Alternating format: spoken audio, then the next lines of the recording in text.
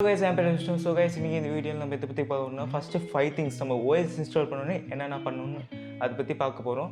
So என்னோட friends வந்து நிறைய பேர் வந்து OS இன்ஸ்டால் பண்ணிட்டாங்க. பட் அவங்களால எடுத்தோனே சொல்றாங்க OS இன்ஸ்டால் பண்ணி கேம்ஸ் வந்து ப்ராப்பரா வர்க் பண்ண மாட்டேங்குது. எனக்கு ஏன் இந்த Adobe Photoshop வர்க் பண்ண மாட்டேங்குது நிறைய பேர் கேட்டாங்க. சோ அதோட என்னன்னா அவங்க என்ன பண்ணிருக்காங்கன்னா OS இன்ஸ்டால் பண்ணிட்டாங்க. பட் இந்த மாதிரி 5 விஷயம் அவங்க பண்ணாம விட்டாங்க. 5 விஷயம் மீன்ஸ் முக்கியமான இது என்னென்னு சொல்கிறேன். மினிமம்ஸ் டிரைவர் அப்டேட் பண்ணுறது அதெல்லாமே இந்த வீடியோவில் நம்ம பார்க்க போகிறோம். ஸோ வாங்க ஸ்டார்ட் பண்ணுவோம்.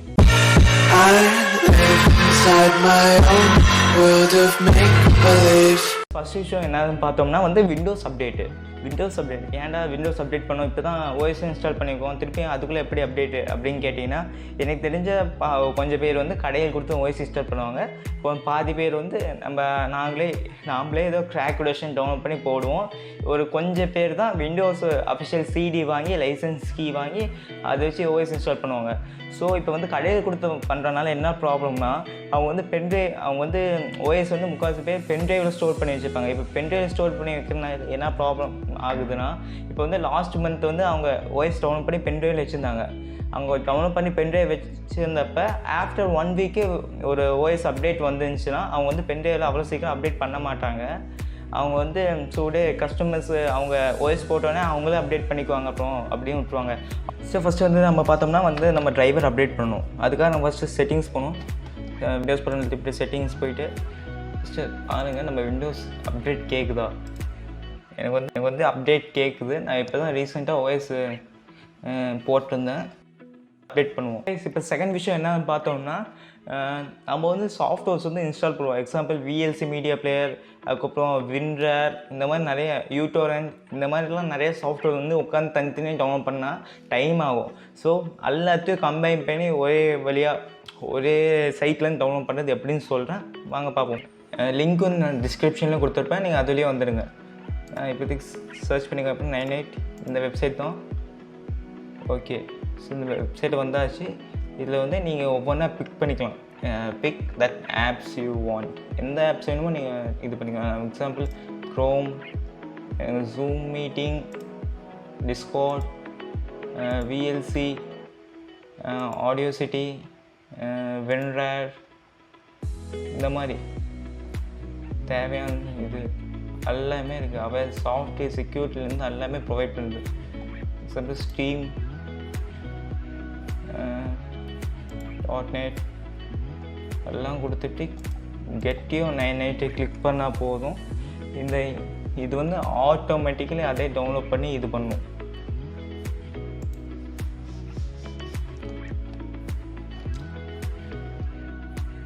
நம்ம இன்ஸ்டால் பண்ண மட்டும் போதும். ஓகே, ஸோ இப்போ மூணாவது விஷயம் என்னன்னு பார்த்தோம்னா வந்து விண்டோஸ் ஏன்னா ஸ்க்ரீன் சைஸ் பெருசாக இருக்குது, ஏன் பிளர்ராக இருக்குது அப்படின்னு கேட்டிங்கன்னா, ஸோ ஸ்கேல் அண்ட் லேஅவுட்டை நம்ம வந்து அட்ஜஸ்ட் பண்ணோம். ஸோ அது எப்படின்னு பார்ப்போம். இப்போ மூணாவது விஷயம் பார்த்தோம்னா, நம்ம விண்டோஸ் ஸ்க்ரீன் வந்து பெருசாக இருக்குது.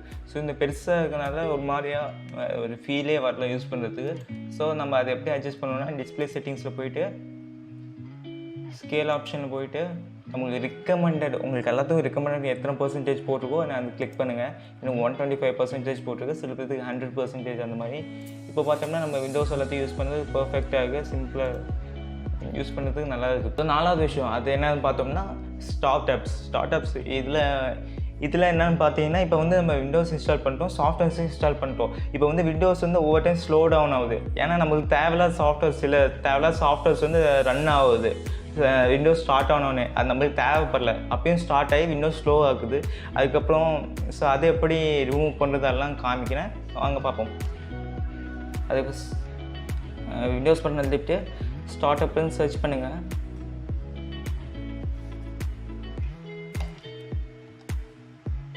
இதில் போனீங்கன்னா இந்த என்னென்ன ஆப்ஸ் லைனாக ஷோ பண்ணும் விண்டோஸ் ஸ்டார்ட் ஆனோடனே.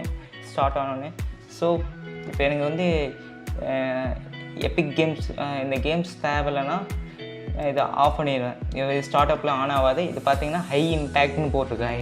ஹை இம்பேக்ட்னா நம்ம சிஸ்டமோட ரிசோர்ஸ் வந்து அதிகமாக யூஸ் பண்ணிக்குது, ரேம், ஹார்ட் டிஸ்க்.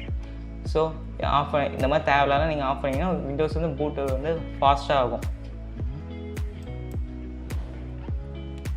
ஸோ 5வது விஷயம் வந்து என்னோடய ஃபேவரெட்டு, நம்ம விண்டோஸ் வந்து கஸ்டமைஸ் பண்ண போகிறோம். நம்ம தீம்ஸ் எல்லாத்தையும் அட்ஜஸ்ட் பண்ணி இப்போ கஸ்டமைஸ் பண்ண போகிறோம். எப்படின்னு பார்ப்போம். ஃபஸ்ட் வந்து நம்ம வந்து ரைட் கிளிக் பண்ணிட்டு பர்சனலைஸ் கிளிக் பண்ணணும். கிளிக் பண்ணிட்டு நம்ம வந்து கலர்ஸுக்கு வந்துடணும். ஸோ கஸ்டமைசேஷனால் இது வந்து அவ்வளோ பெருசான இல்லை, சிம்பிளான கஸ்டமைசேஷன். ஸோ இது பண்ணாலே நம்ம சிஸ்டம்ஸ் வந்து இன்னும் கொஞ்சம் பார்க்கறதுக்கு நல்லாயிருக்கும். நம்ம வந்து இதில் சூஸ் பண்ணிக்கலாம், லைட் தீமாக வேணுமா டார்க் தீமாக வேணுமான்னு. இப்போ எனக்கு பிடிக்கும், டார்க் தான் பிடிக்கும்னு கிளிக் சொன்னிங்கன்னா டார்க் கிளிக் பண்ணிடுவேன். ஸோ எனக்கு நான் டார்க்கு சூஸ் பண்ணிட்டேன். இப்போ டார்க் தீம் ஆகிடுச்சு. இப்போ ஃபோல்டர்ஸ் எது வேணால் பார்த்தேன் கூட எல்லாமே டார்க்காக இருக்கும். ஃபோல்டர்ஸ் கேம்ஸ் எல்லாமே டார்க் தீமாக இருக்குது பார்த்தீங்கன்னா. ஸோ நெக்ஸ்ட் வந்து இது சேஞ்ச் பண்ணலாம், நம்ம வால்பேப்பர் சேஞ்ச் பண்ணுவோம். ஸோ உங்கள்கிட்ட ஆல்ரெடி ஏதோ வால்பேப்பர் இருந்துச்சுன்னா அது வச்சுக்கோங்க. எனக்கு வந்து என்கிட்ட ஆல்ரெடி 20 இமேஜஸ் இருக்குது. ஸோ நான் அதை செட் பண்ணிடுறேன். ஸோ வால்பேப்பர் வச்சாச்சு. ஸோ வால்பேப்பர் வச்சோடனே வால்பேப்பர் ஏற்ற மாதிரி தீம் சேஞ்ச் ஆகுது. திருப்பியும் கலர்ஸுக்கு போயிட்டு நம்ம வந்து கஸ்டமில் வச்சுருக்கோம். இப்போ நம்ம அதை டார்க்லேயே கன்வெர்ட் பண்ணிடுறோம் திருப்பியும். ஓகே, இப்போ டார்க் ஆகிடுச்சு. இப்போ வந்து எனக்கு வந்து எல்லாமே டார்க்காக இருக்குது, கொஞ்சம் டிரான்ஸ்பரண்ட்டாக வேணும், வால்பேப்பர் தெரிகிற மாதிரி.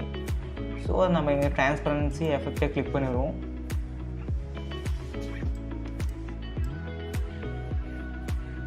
லைட்டாக பிளர் எஃபெக்ட் பேக்ரவுண்ட் தெரியுதா கைஸ்? ஸோ இதுதான் சிம்பிளான கஸ்டமைசேஷன். அவ்வளோ இதுவும் இல்லை, உங்கள் தீம் மட்டும் செட் பண்ணுறது. இது அவ்வளோ யாரும் பார்க்கவும் மாட்டாங்க. ஸோ இது பண்ணிங்கன்னா கொஞ்சம் விண்டோஸ் யூஸ் பண்ணுறது உங்களுக்கு புதுசாக தெரியும், நல்லாயிருக்கும் யூஸ் பண்ணுறது. ஸோ இதே மாதிரி வீடியோஸும் இனிமேல் பார்க்கறதுக்கு நம்ம சேனல் சப்ஸ்கிரைப் பண்ணுங்கள் friends. So thank you, thanks for வாட்சிங், பை பாய்.